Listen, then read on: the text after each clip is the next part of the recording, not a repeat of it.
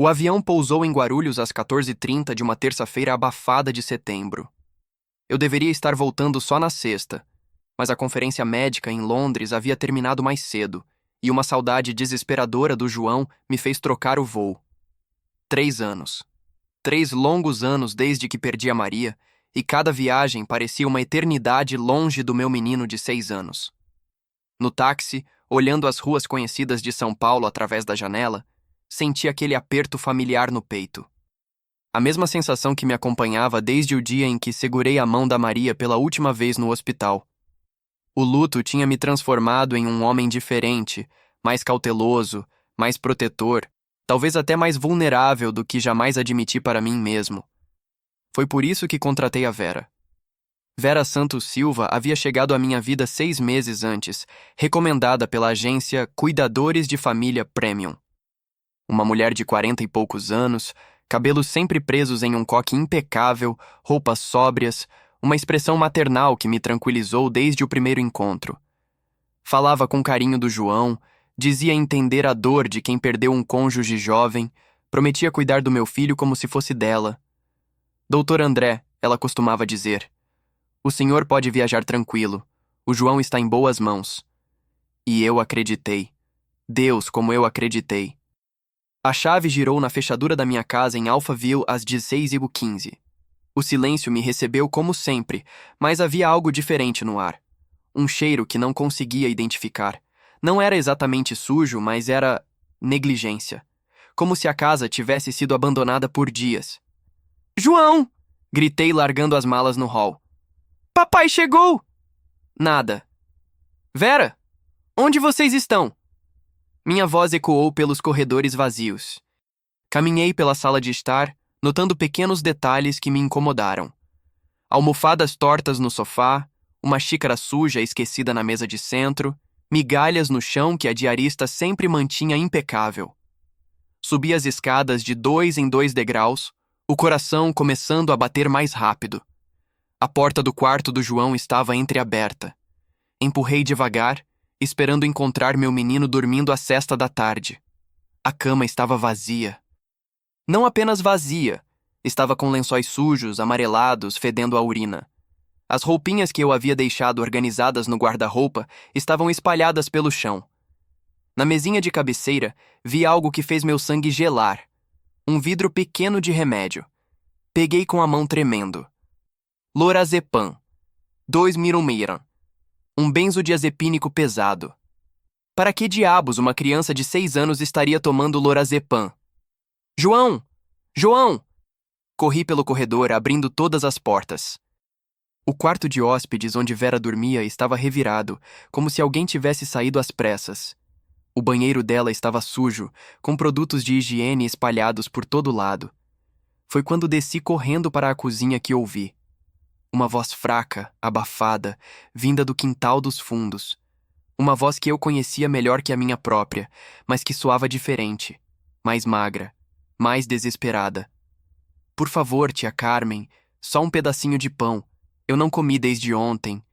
Meu mundo desabou naquele segundo.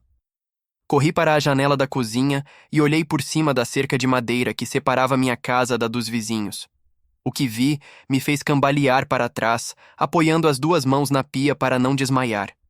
Meu filho, meu João, estava ali parado no quintal da Dona Carmen, mais magro que um galho seco. As roupas, uma camiseta que antes ficava justa, agora pendiam no seu corpinho franzino como trapos em um espantalho. Os bracinhos eram só pele e osso. O rostinho, antes redondinho e corado, estava cavado, com olheiras fundas que faziam seus olhos parecerem enormes. Dona Carmen, uma senhora de 70 anos que sempre fora gentil conosco, segurava um prato com sanduíche nas mãos. Estava chorando. João, meu filho, ela dizia, a voz embargada. Onde está a Vera? Onde está seu pai? Papai viajou. A voz do João saiu como um sussurro rouco. A tia Vera disse que foi buscar comida, mas isso foi ontem. Ou anteontem. Não lembro bem. Saltei pela janela da cozinha, quase caindo de cara no chão. Dona Carmen me viu e suas lágrimas se intensificaram. Doutor André, graças a Deus o senhor voltou. Eu. Eu não sabia o que fazer. Faz 3 dias que o João aparece aqui. Primeiro pensei que era brincadeira, mas. Peguei meu filho no colo. Ele pesava menos que um saco de batatas. Muito menos. Suas costelas estavam saltadas através da camiseta, os bracinhos que me abraçaram eram só pele sobre osso. Papai? Ele sussurrou no meu ouvido. Você voltou. Eu pensei. Eu pensei que você não ia mais voltar. A voz dele estava diferente. Não era apenas a fraqueza da fome. Era algo mais profundo. Era o som de uma criança que havia perdido a esperança. Papai voltou, meu amor. Papai está aqui agora. Tudo vai ficar bem. Mas enquanto dizia essas palavras, carregando meu filho para dentro de casa, eu sabia que estava mentindo. Nada estava bem. E por mais que eu não soubesse ainda, tudo estava prestes a ficar muito, muito pior. Dona Carmen me seguiu, ainda segurando o prato de comida. Doutor, eu juro que pensei em chamar a polícia, mas a Vera sempre dizia que o senhor não gostava que se metessem na vida de vocês. Ela dizia que era tudo normal, que o menino estava de dieta por orientação médica. Dieta médica. Para uma criança de 6 anos. Sentei João no sofá da sala e corri para pegar um copo de água. Suas mãozinhas tremiam tanto que tive que segurar o copo para ele. João, disse, tentando manter a voz calma. Cadê a tia Vera? Ela disse que ia sair, que ia comprar comida. Mas sempre que ela sai, demora muito. E quando volta, fica brava se eu pedir comida. Há quanto tempo ela não está aqui? João pensou, os olhinhos perdidos. Não sei, papai. Eu dormi muito. A tia Vera sempre me dá um remédio que me faz dormir muito. Quando acordo, às vezes é de dia, às vezes de noite. Não sei mais. O vidro de lorazepam na mesinha de cabeceira. Ela estava dopando meu filho. E a comida, João? Você não estava comendo? A tia Vera tranca a geladeira, papai. E a despensa também. Ela disse que é para eu não comer muito que você mandou. Que crianças gordas ficam doentes. Criança gorda. Meu filho, que sempre foi magrinho, estava sendo privado de comida sob o pretexto de que estava gordo. Levantei, as pernas bambas, e fui até a geladeira. Tinha um cadeado novo na porta. Um cadeado que eu nunca havia visto. Fui até a despensa da cozinha. Também estava trancada com cadeado. Vera havia transformado minha casa em uma prisão, e meu filho era o prisioneiro. Dona Carmen, chamei, a voz saindo mais áspera do que pretendia. A senhora pode ficar com o João enquanto eu levo ele para o hospital? Claro, doutor, mas... O senhor vai chamar a polícia?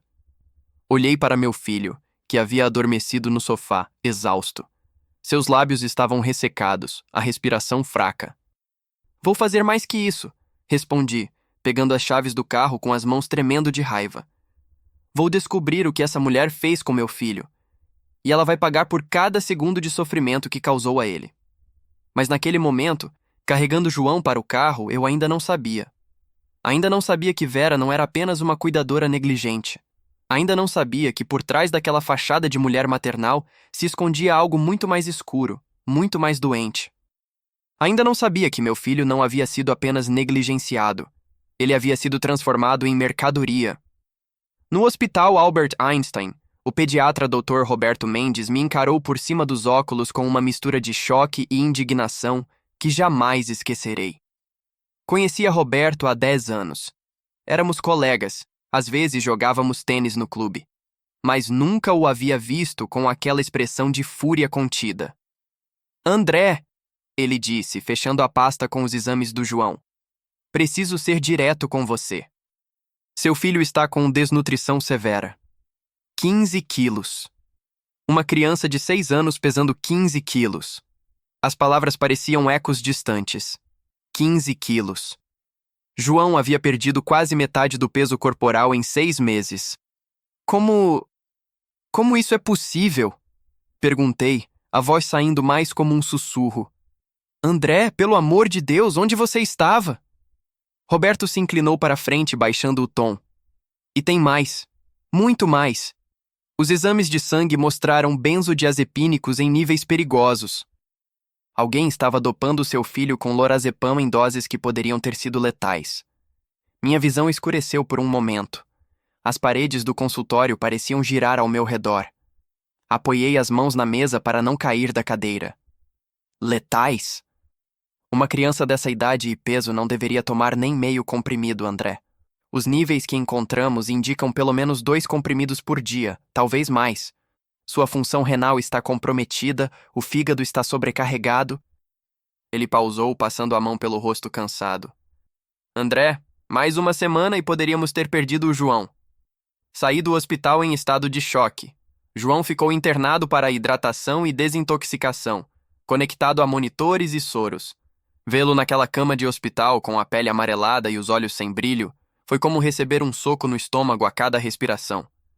Voltei para casa às 22h, dirigindo no automático pelas ruas vazias de Alphaville. Cada semáforo vermelho era uma eternidade de pensamentos sombrios. Como não percebi? Como confiei tanto em uma estranha? Como falhei tão miseravelmente como pai? A casa estava exatamente como havia deixado, silenciosa, cheia de sinais que eu havia ignorado. Mas agora, com os olhos abertos pela tragédia, cada detalhe gritava negligência. Comecei pela sala. A estante de cristal onde ficavam as joias da Maria, o anel de noivado que ela usava nos fins de semana, o colar de pérolas que era herança da mãe dela, os brincos de diamante que dei no nosso aniversário de 5 anos, estava completamente vazia. No escritório, a prateleira onde eu guardava equipamentos médicos caros também estava vazia. O otoscópio alemão que custou R$ 8.000, o estetoscópio eletrônico, até mesmo livros de medicina raros haviam sumido. Na cozinha, percebi que não eram só os cadeados. Pratos, panelas, até mesmo eletrodomésticos menores haviam desaparecido. A casa estava sendo saqueada sistematicamente há meses, e eu, cego pela confiança e pela rotina corrida, não havia percebido nada. Subi para o andar superior com as pernas pesadas. O quarto de hóspedes onde Vera dormia estava revirado, como se ela tivesse saído às pressas. Roupas jogadas no chão, gavetas abertas, lixo espalhado. Foi revirar uma gaveta do criado mudo que encontrei algo que mudaria tudo. Um celular antigo, desses de tela pequena, esquecido no fundo da gaveta embaixo de alguns papéis. Vera havia fugido tão rapidamente que esqueceu de levá-lo. Com as mãos tremendo, consegui ligá-lo. Não tinha senha. O que vi na tela inicial me fez questionar se ainda havia limites para a maldade humana. Dezenas de grupos no WhatsApp com nomes como Cura Espiritual Definitiva, Milagres da Vera Terapeuta, Consultas Espirituais Premium, Limpeza Energética Completa. Cada grupo tinha entre 200 e 500 pessoas. Comecei a ler as conversas mais recentes e meu estômago foi se contraindo a cada mensagem. Oi, gente! Para quem perdeu a sessão de ontem, estou fazendo uma limpeza espiritual especial amanhã às 20 horas. R$ 2.000. Pagamento via Pix. Garanto que vão sentir a diferença na hora. Meninas, tenho uma cliente com câncer de mama em estado terminal. Vou fazer um trabalho com cristais especiais importados do Tibete e 5.000 biares pela cura completa. Quem quiser participar da energia coletiva... Para as mães que perderam filhos, tenho uma técnica nova para contato direto com o plano espiritual. 3.000 diários por sessão. Vocês vão poder falar diretamente com seus anjinhos. Cada mensagem era uma punhalada. Vera não era apenas uma cuidadora negligente. Era uma golpista profissional, especializada em explorar a dor, o desespero, a fé das pessoas mais vulneráveis. Continuei lendo, descobrindo clientes que pagavam fortunas por cirurgias espirituais, por contato com entes queridos, por curas milagrosas de doenças incuráveis. Mães que haviam perdido filhos, viúvas como eu, pessoas com câncer, famílias desesperadas, todos sendo enganados por promessas vazias. Mas o pior ainda estava por vir. Encontrei uma pasta no celular chamada Conteúdo Especial. Cliquei sem saber que estava prestes a descobrir algo que me assombraria pelo resto da vida. Eram vídeos, dezenas de vídeos, do meu filho. O primeiro mostrava João chorando no quarto, claramente com fome, implorando por comida. A câmera estava posicionada de forma a capturar cada lágrima, cada súplica. Vera havia colocado câmeras escondidas no quarto da criança. O segundo vídeo mostrava João cambaleando pelo corredor, visivelmente dopado pelos medicamentos. Ele batia nas paredes, confuso, tentando encontrar o banheiro. O terceiro me fez vomitar ali mesmo, no chão do quarto. Mostrava meu filho implorando a Vera por um pouco de água, e ela respondendo que crianças chorosas não merecem privilégios. Mas não eram apenas os vídeos que me aterrorizaram. Eram os comentários. Centenas de comentários de pessoas que assistiam aquele conteúdo como se fosse entretenimento. Esse menino chora bonito. Ele tá bem dopado. Gostei da parte que ele cai. Faz mais vídeo dele com fome, é engraçado. Quanto custa para ter acesso aos vídeos ao vivo? Tem como pedir alguma coisa específica para o menino fazer? Vera estava vendendo o sofrimento do meu filho para uma rede de pessoas doentes. Cada lágrima, cada momento de desespero, cada segundo de agonia do João estava sendo monetizado, transformado em entretenimento para predadores. Caí de joelhos no chão, abraçando o celular contra o peito, chorando como não chorava desde o funeral da Maria. Mas não eram lágrimas de tristeza, eram lágrimas de raiva, de ódio puro. Meu menino não havia sido apenas negligenciado ou roubado. Ele havia sido transformado em produto. Em mercadoria para alimentar a sede de monstros que se divertiam com o sofrimento de crianças. E eu, seu pai, o homem que deveria protegê-lo acima de tudo, havia entregado meu filho nas mãos dessa mulher de bandeja. Eram quase 3h da manhã quando consegui parar de chorar e pensar com clareza. Peguei o celular e liguei para o delegado que um amigo advogado havia me indicado. Alô? A voz sonolenta atendeu do outro lado. Delegado Marcelo? Sou André Bacelar. Preciso denunciar uma situação. Preciso denunciar algo muito grave. Doutor André, são 3 da manhã. Meu filho foi torturado. Disse a voz saindo mais firme que eu esperava. E tem provas de tudo. Mas isso é maior do que imaginamos. Muito maior. O silêncio do outro lado da linha durou longos segundos. Estarei na delegacia em 1 hora, disse o delegado, a voz agora completamente desperta. Traga tudo o que encontrou. Desliguei o telefone e olhei para o celular de Vera. Ainda havia muito para descobrir. Muito para entender. Mas uma coisa eu sabia com certeza. Ela não havia feito isso sozinha. E eu não descansaria até encontrar cada pessoa envolvida nessa rede de horror. A Delegacia de Polícia Civil de Barueri, às 4h30 da manhã, tinha um cheiro de café requentado e desinfetante barato.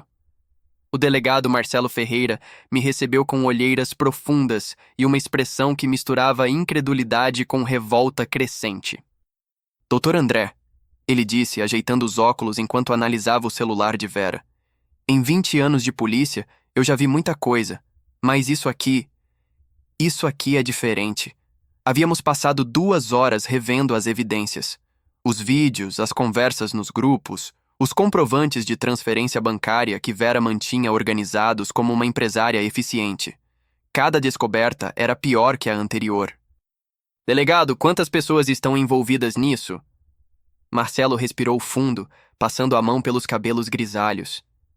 Pelos contatos que vejo aqui, estamos falando de uma rede com pelo menos 50 pessoas, mas isso é só o que conseguimos identificar no celular dela.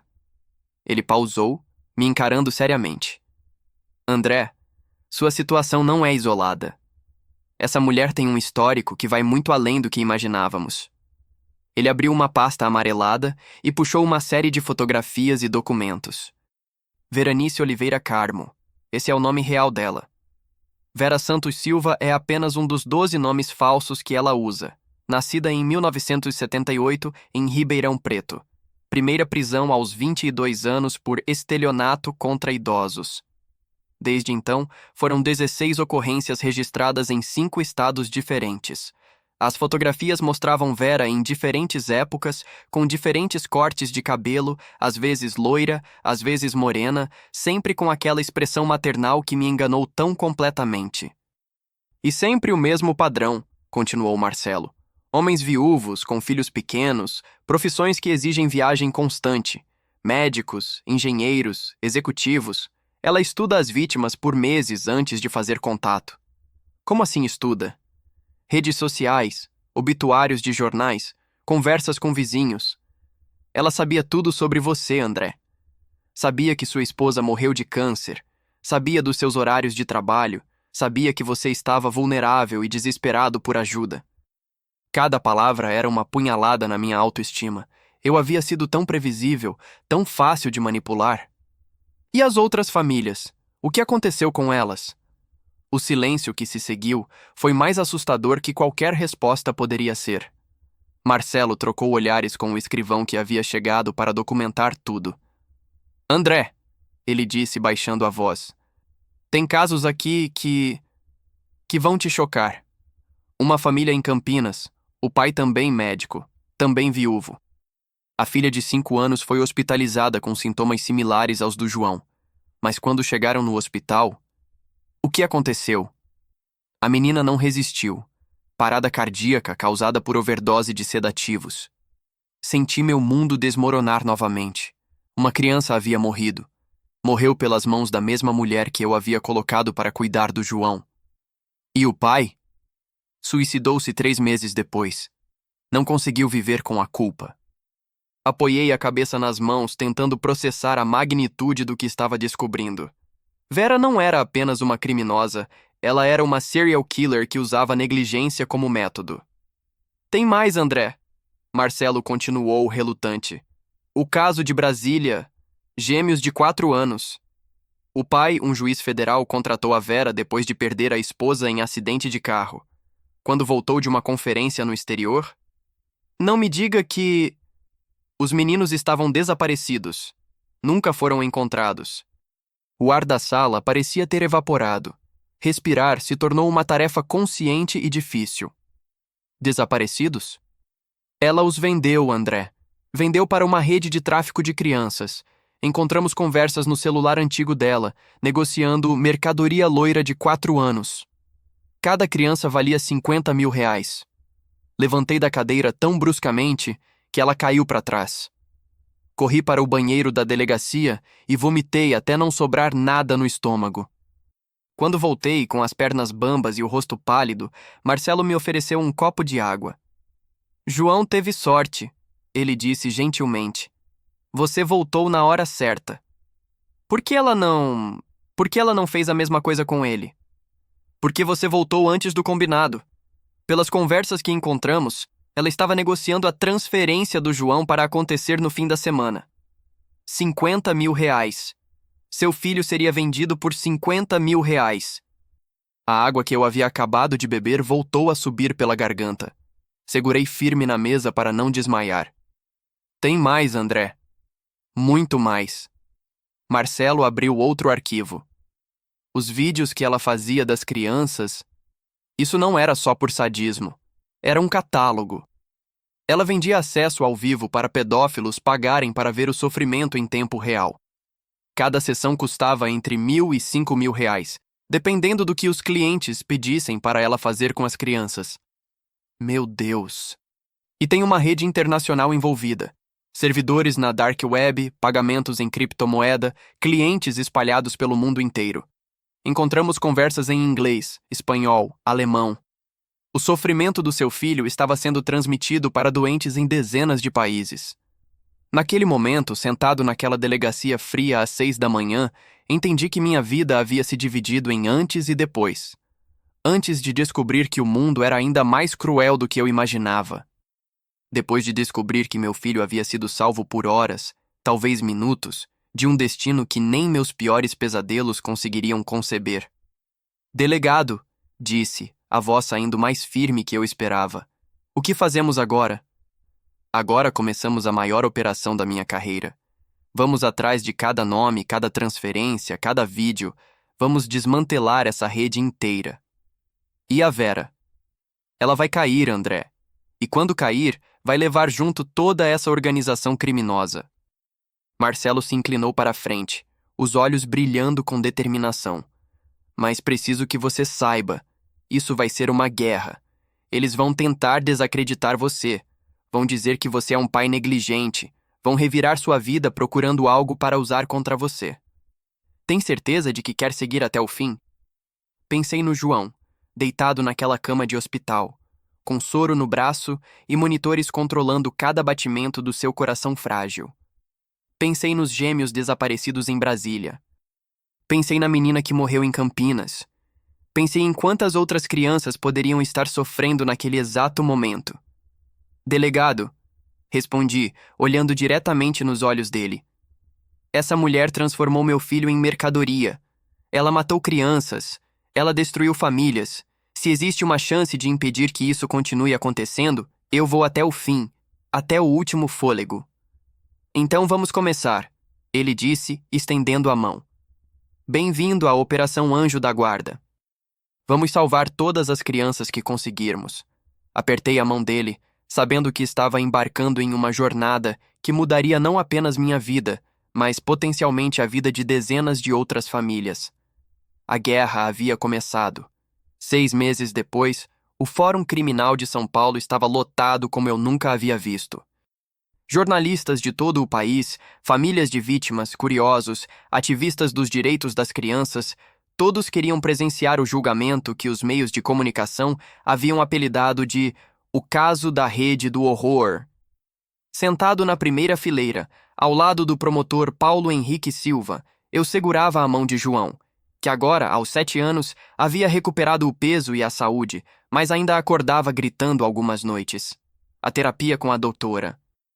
Carmen estava ajudando, mas as cicatrizes na alma de uma criança demoram mais para sarar que as do corpo.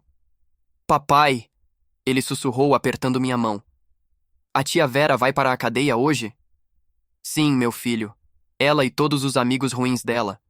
A Operação Anjo da Guarda havia sido um sucesso devastador. Em 6 meses de investigação, conseguimos desmantelar uma rede que operava em 12 estados brasileiros e tinha conexões internacionais. 23 pessoas foram presas, incluindo médicos, enfermeiros, cuidadores, técnicos em informática e até mesmo 2 juízes corruptos que facilitavam adoções ilegais. O trabalho do delegado Marcelo e sua equipe foi incansável.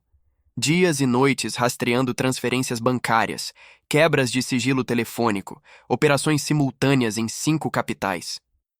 Conseguimos salvar 17 crianças que estavam em situação similar à do João, e encontramos evidências de pelo menos 40 outras que haviam passado pelas mãos da rede nos últimos 5 anos. Nem todas tiveram a sorte do meu filho. Excelentíssimo juiz! O promotor Paulo Henrique se levantou, segurando uma pasta que continha 6 meses de investigação. O que veremos hoje não é um julgamento comum. É o julgamento de uma organização criminosa que transformou a inocência de crianças em mercadoria, que vendeu sofrimento como entretenimento e que destruiu famílias inteiras através de uma crueldade sistemática e calculada. Vera entrou no tribunal algemada, vestida com um uniforme laranja da penitenciária. Mas mesmo assim, mantinha aquela expressão serena, quase maternal, que me enganou por tanto tempo. Carregava um terço nas mãos e sussurrava orações baixinho, como se fosse uma santa injustiçada. A farsa me dava nojo. Meritíssimo, ela disse quando teve oportunidade de falar. Eu sou uma mulher de fé. Dediquei minha vida a ajudar famílias necessitadas, a cuidar de crianças carentes. Jamais faria mal a uma criança. Tudo isso é um mal-entendido, uma perseguição. O cinismo dela era impressionante. Mesmo com montanhas de evidências, vídeos, áudios, depoimentos de outras vítimas, ela mantinha a postura de vítima incompreendida. Mas o promotor estava preparado. Excelência! Paulo Henrique se dirigiu ao juiz. Com a permissão do tribunal, gostaria de apresentar algumas evidências que mostram exatamente quem é a ré. As telas do tribunal se acenderam. O primeiro vídeo mostrava João, meu menino de 6 anos, implorando por comida enquanto Vera, fora do quadro, ria e comentava para a câmera. Vejam como esse aqui é dramático. Os clientes adoram quando eles choram assim. Um murmúrio de horror percorreu o tribunal. Várias pessoas na plateia começaram a chorar. João apertou minha mão com mais força, mas não desviou o olhar. Ele havia insistido em estar presente, disse que queria ver a tia Vera sendo castigada. O segundo vídeo era ainda pior. Mostrava uma das crianças que não conseguimos salvar a tempo. Um menino de 4 anos de Recife, sendo forçado a tomar medicamentos enquanto Vera narrava para os espectadores online. Este aqui vai dar um show especial hoje. Pagaram extra para vê-lo bem dopado. Isto, gritou o promotor, apontando para a tela, é o que a Ré chama de ajudar famílias necessitadas. Isto é o que ela chama de cuidar de crianças. Esta mulher não é uma cuidadora. É uma predadora profissional. O advogado de defesa de Vera, um homem gordinho que suava copiosamente, tentou argumentar. Excelência, minha cliente foi manipulada por outros membros da organização. Ela era apenas uma peça pequena em um esquema maior. Uma peça pequena? Paulo Henrique interrompeu, sacando outro documento. Excelência, a Ré movimentou mais de 2 milhões de reais nos últimos 3 anos através dessa atividade. 2 milhões de reais vendendo sofrimento infantil. Ela era a coordenadora de todo o esquema no estado de São Paulo. Durante 4 dias, o tribunal ouviu depoimentos que partiam o coração. Pais destruídos, crianças traumatizadas, profissionais que descobriram tarde demais o que estava acontecendo sob seus narizes. Eu mesmo testemunhei por 2 horas, contando cada detalhe da descoberta, cada segundo de horror ao entender o que havia acontecido com meu filho.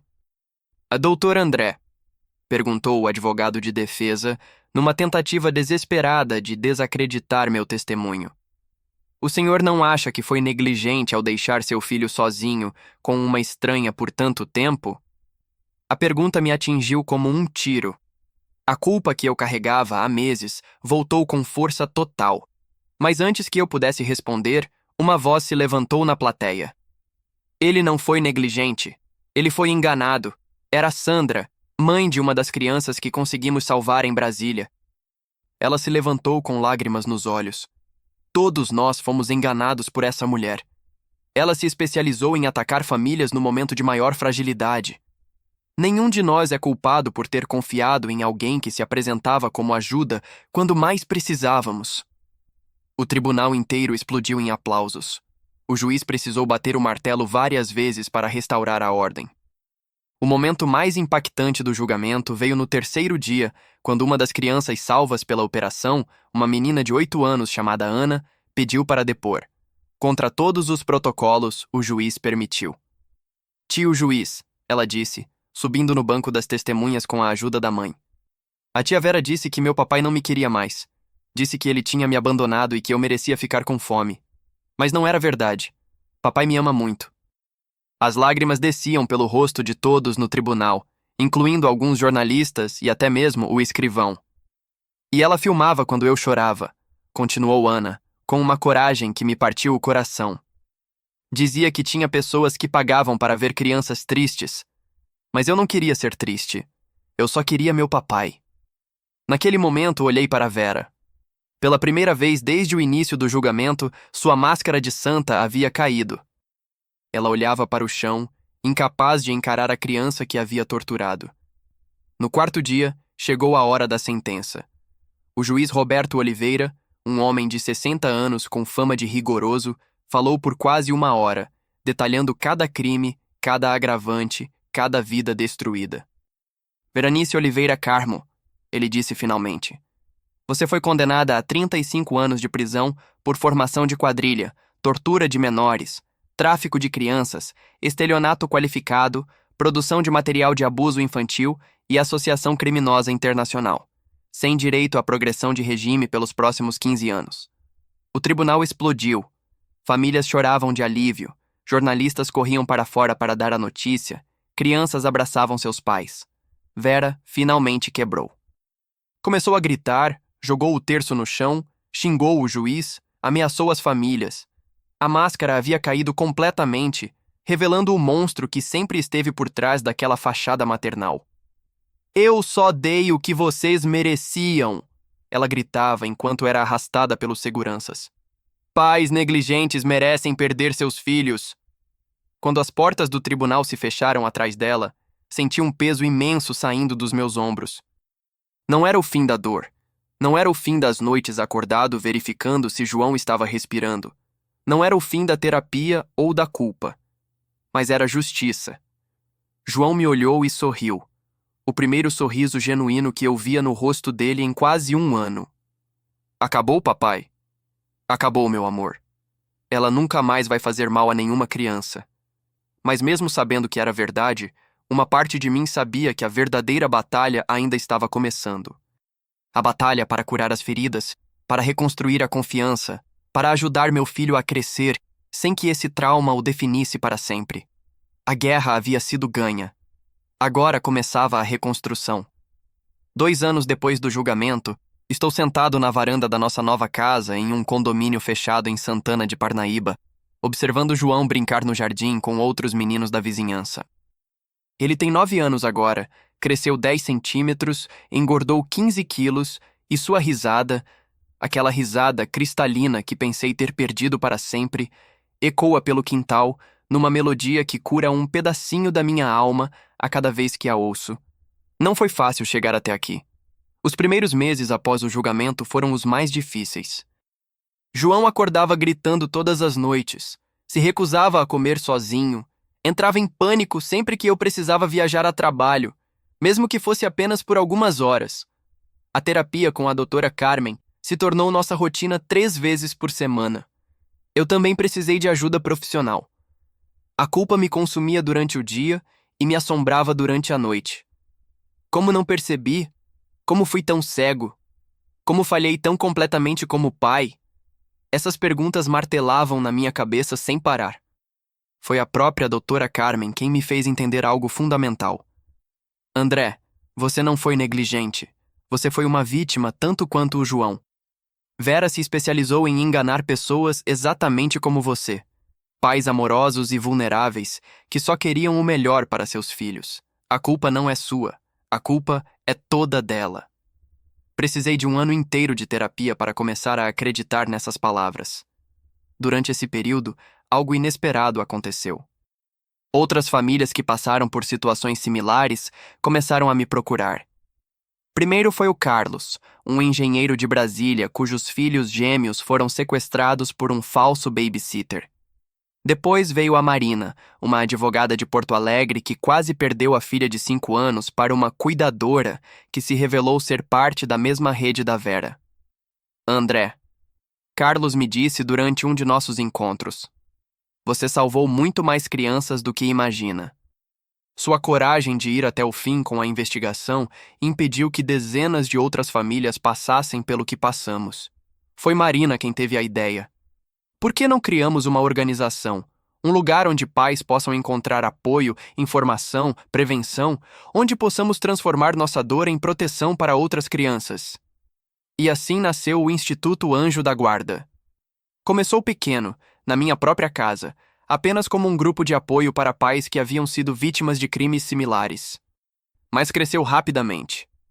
Hoje, 2 anos depois, temos sedes em 8 capitais, uma equipe de 50 voluntários, entre psicólogos, advogados, assistentes sociais e investigadores, e já ajudamos mais de 300 famílias. Nosso trabalho é triplo. Primeiro, oferecemos apoio psicológico gratuito para pais e crianças vítimas de crimes dessa natureza. Sabemos como é importante ter alguém que realmente entenda pelo que você está passando. Segundo, criamos um protocolo rigoroso de verificação de cuidadores. Desenvolvemos, junto com uma empresa de tecnologia, um aplicativo que permite aos pais checar antecedentes, referências e até mesmo monitorar atividades suspeitas. O que aconteceu conosco nunca mais acontecerá por falta de informação. Terceiro, trabalhamos diretamente com a polícia em investigações de casos similares. O conhecimento que adquirimos durante nossa própria tragédia se tornou ferramenta para salvar outras crianças.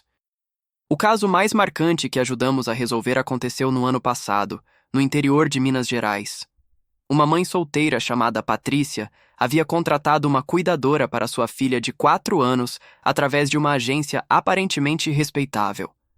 Quando começou a desconfiar de algumas inconsistências na rotina da filha, ela nos procurou. Em apenas 1 semana, nossa equipe descobriu que a cuidadora fazia parte de uma rede similar à da Vera, que operava entre Minas Gerais e Goiás. Conseguimos envolver as autoridades antes que a situação se agravasse. A menina foi salva e mais 12 crianças foram resgatadas da rede. Patrícia hoje é uma das nossas voluntárias mais ativas. Vocês não salvaram apenas minha filha, ela costuma dizer. Vocês salvaram nossa fé na humanidade. O trabalho no instituto me deu um propósito que eu não sabia que precisava. Cada criança salva, cada família reencontrada, cada predador capturado é um pedacinho da justiça que vai além do tribunal. É a transformação da nossa tragédia em proteção para outros. João também encontrou sua forma de contribuir. Ele participa de grupos de apoio para crianças vítimas, sempre acompanhado pela doutora Carmen. Sua capacidade de se conectar com outras crianças que passaram por traumas similares é extraordinária. Semana passada, ele conversou com um menino de 7 anos que havia sido resgatado de uma situação similar à nossa. Eu sei como você se sente, João disse, segurando a mão do garoto. Eu também pensei que era culpa minha, que eu tinha feito alguma coisa errada. Mas a tia Carmen me ensinou que a culpa não é nossa. A culpa é só dos adultos maus que machucaram a gente. Ver meu filho transformando sua dor em compaixão para ajudar outras crianças é uma das coisas mais bonitas e fortes que já presenciei na vida. Ontem, recebemos uma ligação que me encheu de orgulho e esperança ao mesmo tempo. Era do delegado Marcelo. André, tenho uma notícia que vai te interessar. Lembra da operação que fizemos no Paraná baseada no protocolo do Instituto? Claro. Prendemos o último membro da rede internacional. Eram 43 pessoas espalhadas em 6 países. A investigação que começou com o caso do João e da Vera resultou no desmantelamento completo de uma das maiores redes de exploração infantil das Américas. Quando desliguei o telefone, olhei para João, que estava fazendo a lição de casa na mesa da cozinha. Ele percebeu meu olhar e sorriu. Que foi, papai? Nada, meu filho. Só estou orgulhoso de você. Orgulhoso de nós. Eu também estou orgulhoso, pai. A gente salvou muitas crianças, né? Salvamos, filho. E vamos continuar salvando. Hoje, quando me perguntam como consegui superar tudo o que passamos, eu sempre dou a mesma resposta. Não superamos. Aprendemos a viver com isso. Aprendemos a transformar a dor em propósito, o trauma em força, a raiva em justiça. João ainda tem pesadelos às vezes. Eu ainda acordo no meio da noite para verificar se ele está bem. Ainda sinto um frio na barriga toda vez que preciso deixá-lo com alguém, mesmo que seja por algumas horas. Mas também aprendi coisas que nunca imaginei saber. Aprendi que existe uma rede de bondade tão forte quanto a rede do mal.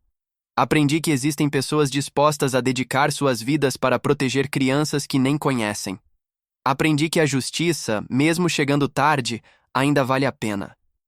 E principalmente aprendi que o amor entre um pai e um filho é mais forte que qualquer trauma, mais duradouro que qualquer cicatriz, mais poderoso que qualquer monstro que tente se colocar entre eles. Vera está presa há 2 anos e ainda tem mais de 30 pela frente. A rede dela foi completamente desmantelada. Dezenas de crianças foram salvas. Centenas de famílias aprenderam a se proteger melhor. O Instituto Anjo da Guarda está crescendo e salvando uma vida nova a cada semana. João está saudável, feliz, estudando bem, fazendo amigos e sonhando em ser médico como o pai quando crescer, para ajudar mais crianças, como ele diz. E eu? Eu aprendi que às vezes os finais felizes não são sobre esquecer o que aconteceu. São sobre transformar o que aconteceu em algo que possa impedir que aconteça com outros. Essa é nossa história. A história de como quase perdemos tudo, mas encontramos uma razão ainda maior para viver. A história de como a maldade humana quase venceu, mas a bondade humana se levantou e lutou de volta. A história de como o amor de um pai e a coragem de um filho mudaram o mundo, mesmo que uma criança de cada vez. Papai, João me chama do jardim. Vem brincar comigo? Já vou, meu amor. Respondo guardando o relatório mensal do instituto que estava lendo. Porque no fim das contas, é isso que importa. Não importa quantas batalhas travamos, quantos monstros derrotamos ou quantas crianças salvamos. O que importa é que meu filho me chama para brincar e eu posso responder. O que importa é que ele ri e eu posso ouvir. O que importa é que estamos aqui, juntos, vivos, e transformando nossa experiência em esperança para outros. É isso que significa vencer de verdade. Se você é pai ou mãe e esta história tocou seu coração, Saiba que o Instituto Anjo da Guarda realmente existe e está sempre precisando de voluntários, porque às vezes a ficção nasce da necessidade de uma realidade melhor.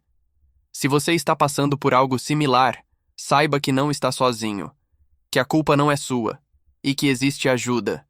E se você é uma criança que está lendo isso escondido, saiba que existem adultos bons no mundo dispostos a te proteger. Nunca desista de pedir ajuda. Porque toda criança merece ter alguém que brigue por ela até o fim.